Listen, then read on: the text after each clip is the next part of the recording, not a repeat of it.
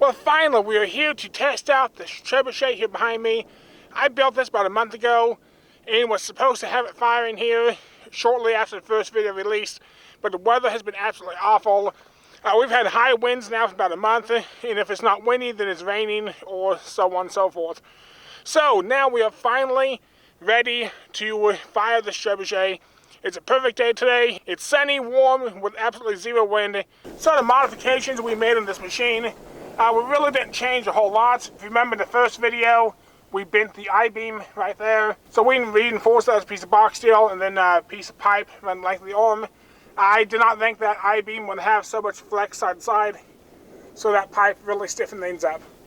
We also went ahead and we shimmed all of the joints because the pins were a little bit loose, and that helped a ton with the side-to-side movement.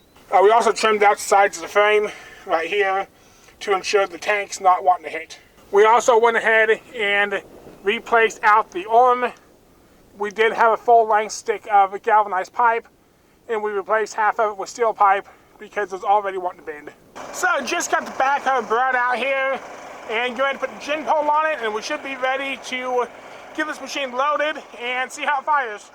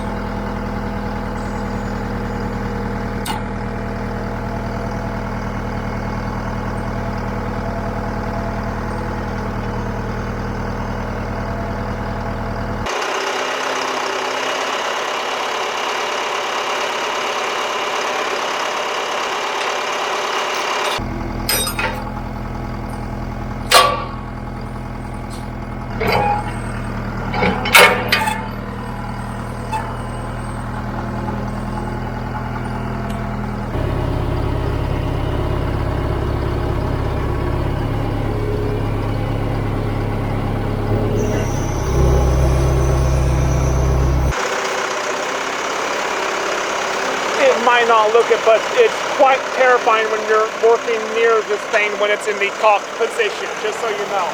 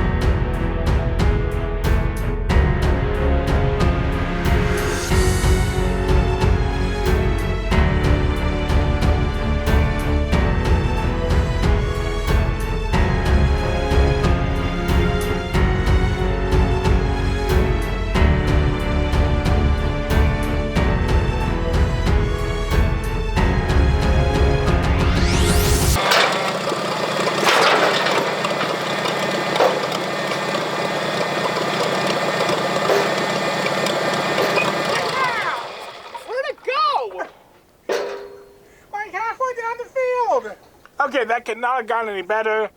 The machine is still in one piece. It did not tear itself up. It didn't buck around. Nothing happened to the machine. The arm is still straight, didn't bend. And no, I'm really happy with that. We're gonna get marked out here on how far through. Get it reloaded and try again. Okay, so I'm starting to walk out to see if we can't find this. Luckily it's a cut soybean field, so that'll be easier. If you're wondering if this is the same person as normal, no, this is the assistant that is doing the work of finding the hedge ball. I don't know how I got that job, but it seems that I have the job of finder. We're now in the field. I'm just using an app that checks distance. We'll see if it's any good. I don't know. I don't have a wheel counter anymore. I'm trying to stay in line with the machine. It should be easy to find because, as you can tell, there's like nothing out here. I was also the one in the machine pulling the trigger, so I couldn't see where it went. So I have no idea how far, but he said it was halfway down the field. I don't know. And do bear in mind, all this distance, we have added no water to the counterweight yet. That is just the weight of the materials itself. Which is, I think he said in a previous video, he'll put it up here on the screen in text on how much weight it is. I think it's over 500. And we've added some stuff so it'll hold up. As far as distance, if you want to get technical, we are shooting downhill, which does increase its distance marginally, but I'm not going to say enough to really matter. Still not seeing it. We're still pretty in line with the machine, so... Wait, found it. Okay. It landed solidly on top of the terrace, which actually means it's not far off from in line with the machine. That was lucky. Let's see what our distance is. Stupid app. Okay, I think I selected the wrong thing in the app and it's dumb. And so I'm going to go ahead and just walk back and check the distance now that I've found it. Okay, according to the phone app my brother was using, the Trebuchet shot's 528 feet, which is 176 yards. That's not quite as good as what we was wanting. Hoping to get further. Hoping to make the 300-yard mark, so we're just over halfway there. Do bear in mind we don't have any water out of the counterweight, so we have a lot more weight to add and see how much further we can throw it. We're going to do one more throw here. It's getting closer to dark. We're not going to add any weight or make any other modifications and see how it does. And kind of get an idea. The wind's lightly coming up, so that's not going to help because we're shooting into it. But it's not blowing too much, so we'll see how it does. I'm here at a long distance. I'll see if I can catch the hedge ball hitting the ground. I don't know if you can see the trebuchet from here. But I assure you it is there.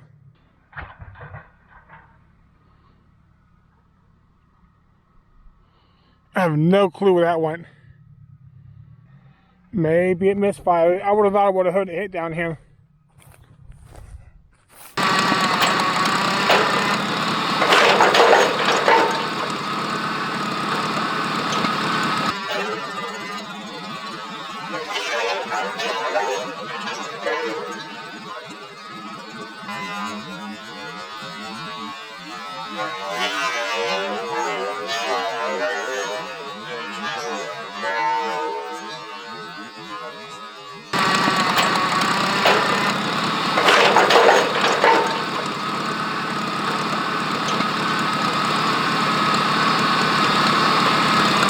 Okay, so a decent amount of time has passed since that last shot you just saw, like a month, over a month, I'm not sure how long it's been. We had to quit filming that night because it got too dark for the cameras to be working.